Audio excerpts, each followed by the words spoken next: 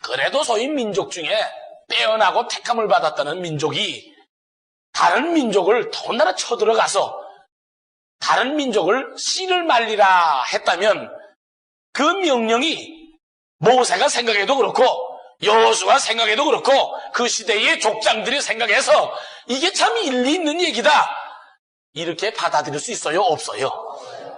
바로 그게 문제입니다. 그 받아들여지는 얘기가 아닙니다. 그게.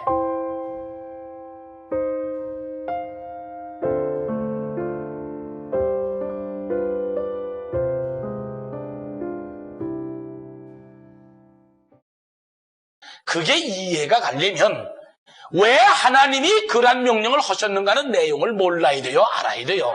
알아야 왜 죽이라고 했는가를 이해가 가는 겁니다. 아시겠습니까? 그 내용도 알아보기 전에 그 엉터리다 이렇게 해버리면 그게 올바른 답이 될까요? 안 될까요? 제가 여러분한테 말씀드린 게 바로 그겁니다. 모세가 이스라엘 민족들한테 설명을 하면은 그 두룡들이나 족장들이 이건 있을 수 없지 않습니까? 하고 불평불만을 하는 것도 좋지만 한 번쯤은 모세에게 이건 도대체 우리로서는 이해가 안 가니 이거 어떻게 돼서 이런 명령이 떨어지게 됐습니까? 좀 이렇게 물어가지고 그 다음에 설명을 들은 다음에 돌도 쳐서 치려고 그러고 무슨 얘기도 하려고 그래야지 모세가 무슨 말만 하면 돌부터 들어서 치려고 그러니 원망하고 불평하는 놈들은 딱 노리고 있다가 모세가 어떤 책 잡히는 얘기가 나오기만 기다리는 거예요.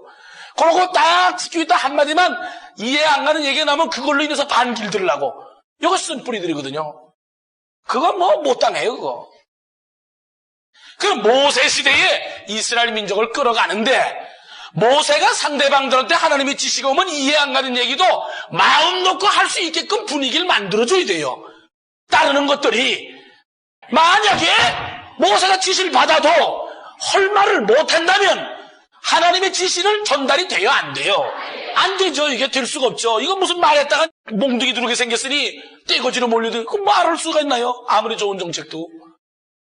그렇게 되다 보니 모세 때 여호수아 때 거쳐가지고 결국은 실패한 거예요. 모세 혼자 하나요 일을? 여호수아 혼자 하나요? 통령이 돼야 될 거 아니에요 백성들을. 그러면 그때 가서 백성들이 돌로 치려고 그러고 연신이래서 전 얘기를 못했습니다 이런다고 하나님이 그래 일리가 있다 잘했다 이러는 하나님 아니에요. 돌로 치는 걸 안 치게끔 네가 설득을 해가지고 할 일은 네가 할 일 아니냐 이렇게 나와요. 하나님은 알아듣겠습니까? 그걸 저는 너무 잘 아는 사람이에요. 저는 지금까지도 주님 앞에 이 역사 끌어오면서 주님 이건 이래서 이렇게 어렵고 전 이런 말씀 안 드립니다. 전 그런 걸 잘 알아요. 그런 기도 안 해요. 저는 핑계를 안 된다 그 소리입니다. 자 그러면 실질적인 하늘의 어떤 섭리가 어려우면 그 어려운 걸 어렵다고 가만히 있어야 돼요? 최대한 설득을 해야 돼요. 설득을 해나가야죠. 설명을 해나가면서 힘이 들어도. 자 그럼 보세요. 모세가 이스라엘 민족을 가나안 땅에 들어가서 이스라엘 민족들로 하여금 가나안 민족들을 완전히 싹 없애버려라 하는 얘기를 그가 했냐면 못했어요. 죽을 때가 가서 했어. 죽을 때 모세가 유언으로 하는 말이 마지막에 내가 살아있을 때도 너희들이 정말 악질적으로 말 안 듣는 걸 내가 아는데 내가 이 말 해봤자 내가 죽은 다음에 이게 될지 안 될지 내가 이거 뻔히 알면서도 하는 얘기다. 이렇게 한 게 모세예요.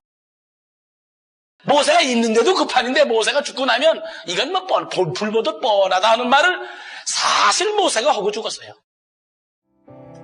그 정도라면 그 시대가 얼마나 소용돌이 쳤던 시대라는 걸 알죠. 얼마나 소용돌이를 쳤으면 2명밖에 못 들어갑니까? 2명밖에 거기서 60만 명 중에 60명 중에 2명 들어가도 이게 억울한데 58명이 떨어졌다 해서 60만 명 중에 2이야. 이게 말이 됩니까? 하나님 역사가? 오늘날 9만 명 중에 한 놈도 없어. 주님이 보실 때 합당한 자가. 그걸 주님이 저한테 통고하신 거예요. 이게 남의 얘기가 아닙니다. 그러니까 모세 때는 60만 명 중에 둘이라도 있었는데 9만 명 중에 한 놈도 없으니 모세 때보다 더 악한 놈들이다 이거야. 한 놈도 없으니.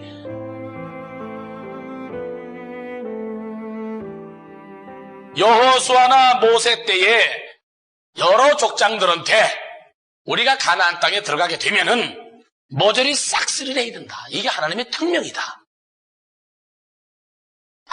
그거 있을 수도 없는데 전쟁이라는 게 있을 수 있습니까? 안 됩니다.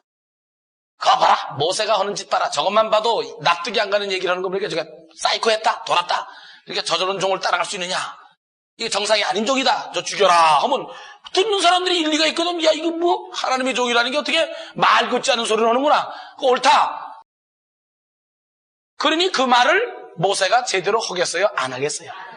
바로 이때부터 문제가 생기는 겁니다. 주의 종이 할 말을 안 할 때부터 문제가 생겨요.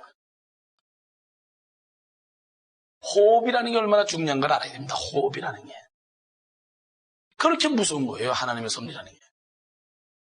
전무후무하게 주님이 주신 은혜를 받은 사람들이 마귀밥이 다 돼가지고 이 시대에 사실상 암흑세계가 돼버렸는데 영으로 단 한 사람도 빛이 없는데 다 뺏겨가지고 이것을 나름대로 한 생명으로도 더 건져놓으려고 하늘의 뜻이 정해져가지고 주의 종이 나타났다면 그 일을 하는 주의 종은 그건 뭐 성서에 기록된 대로 그죠?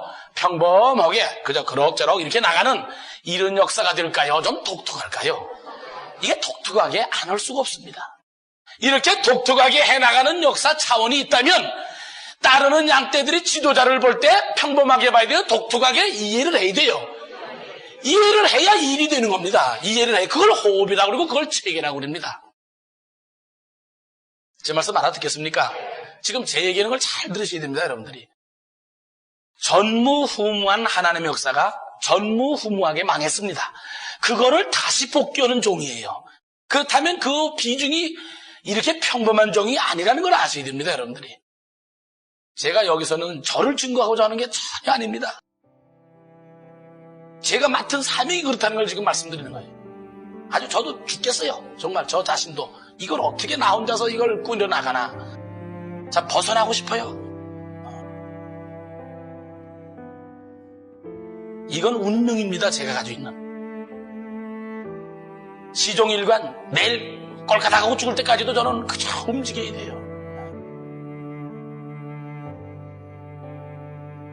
우리 주님이 말씀하신 대로 나는 너를 조상으로부터 내는 모든 죄를 내 피로 씻어서 이제 너를 통해서 내 것이 나가도록 해주지 않았느냐?